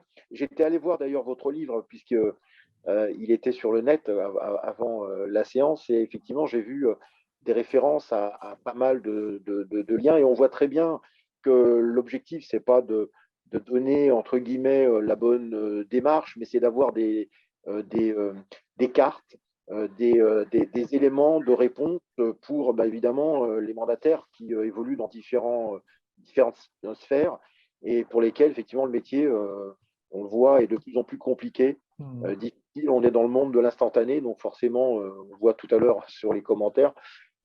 Et c'est vrai qu'il est important aujourd'hui que chacun se retrouve dans un petit peu cette posture et qu'on puisse mettre des mots derrière sur des souffrances psychiques, hein, puisque tout le monde souffre à son niveau face à des situations compliquées, hein, le social, je le disais tout à l'heure, le légal, et quelque part, le mandataire est au croisement de tout ça. Et forcément, il a besoin parfois de temps. Quelqu'un a dit le mieux, c'est de penser à soi, effectivement, mais c'est comment le matérialiser, le soi. Est-ce que c'est des exercices, des pratiques? Ça peut être aussi des bonnes choses, hein. La sophrologie, moi, je l'avais expliqué à Denis récemment, on l'a fait pour nos salariés. Une séance de sophrologie à distance, c'est-à-dire en visio, qui a permis à 90, je crois, salariés sur 100 présents de déconnecter, hein, quelques secondes, quelques instants avec les paroles d'un sophrologue spécialiste, hein, consultante. Et donc, quelque part, je pense que c'est important que les mandataires aussi comprennent qu'ils sont aussi écoutés, même si aujourd'hui, ils prennent un peu beaucoup de coups des familles, entre guillemets, des avocats, des associations. Et c'est important aussi que le mandataire se retrouve dans un monde. Aujourd'hui, on a beaucoup virtualisé la relation.